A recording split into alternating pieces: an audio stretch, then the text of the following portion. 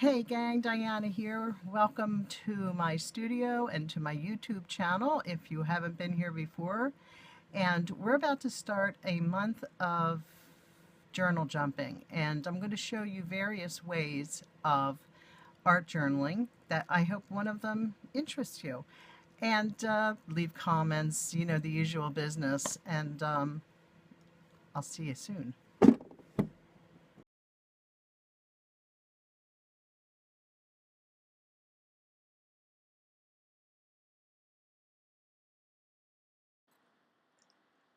Let's jump in with both feet here. I have some India ink that happens to be Bombay India ink, but Speedball makes it India ink too.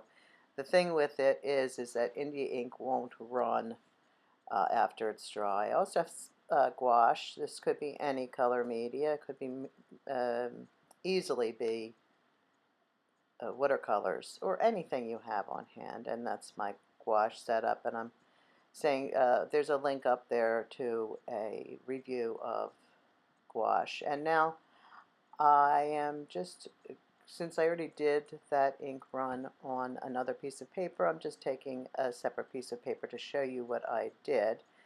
And just basically using the dropper from the paint and a straw, I'm just drawing with the dropper, squeezing if I feel like having a blob. And you could give yourself a prompt like put on some music and draw to that, or draw a squiggly line and two circles or something like that if that white page is bothering you. Now with just a piece of cut off straw, I'm going to blow into some of those puddles. I kind of created puddles by just slight squeezing. So that just gives you some random effects and breaks up the page a little bit. Using my straw to make some more marks.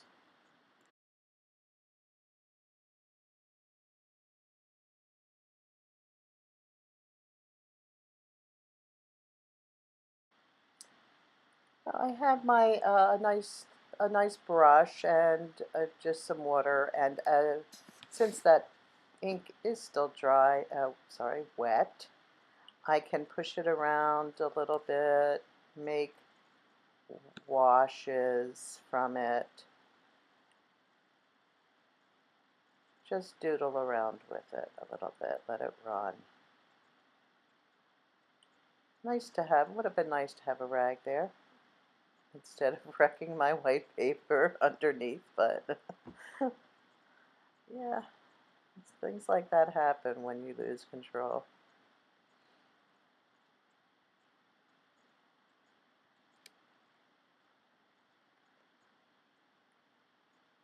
It's nice to let things happen.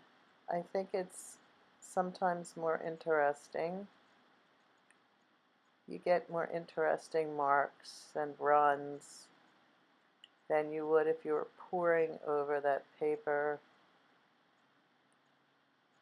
and trying really hard, but instead letting the materials do what they will do, giving yourself over to chance and hopefully luck, if not luck, gesso or collage.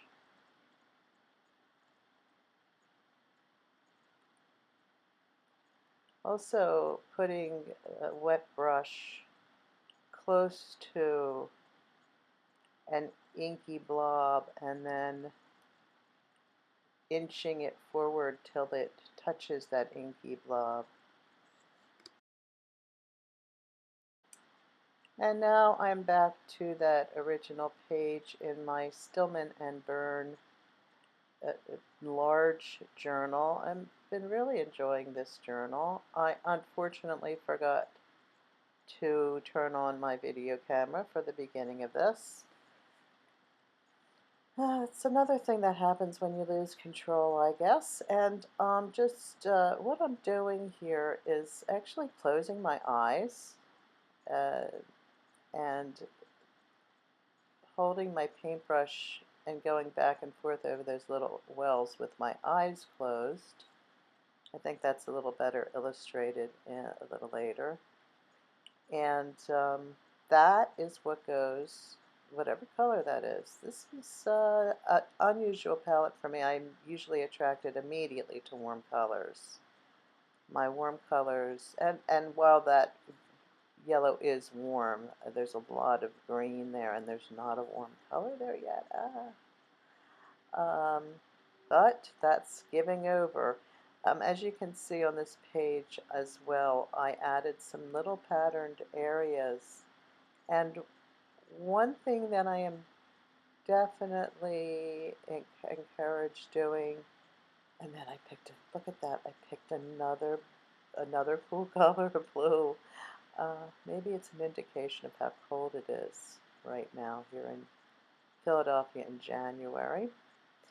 I'm going to add, I like to add 5 areas of a color or a pattern so that your eye can travel around the piece.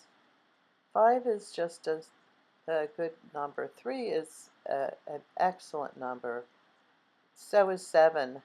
7 and 3 are probably my favorite, but 5 will do today. And just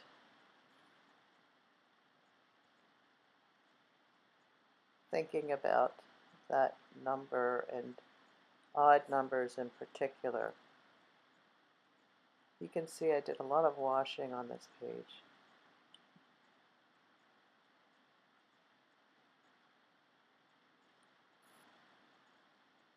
Going over some of those green dots with the blue. If you're using a gouache or a watercolor, go over quickly with the light hand so that the paint doesn't pick up. And now I simply had to add a warm color. And it's okay. I did try to quiet it down with I quieted down that red or with some green. Would have turned a nice brown, but I don't think I put enough green in there. But that's okay. I just put a couple lines at the top.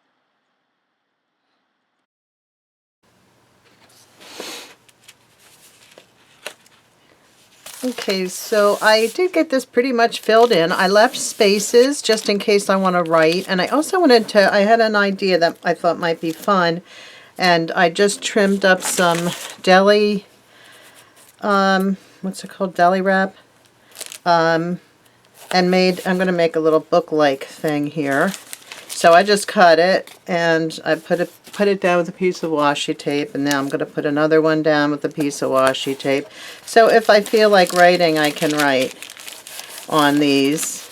I grabbed a bunch of different pens, including a glue pen, and I can use more collage. I mean, I can do whatever I want, but my main idea is to mostly be done in the studio with this and take it off maybe for later today if I go out somewhere.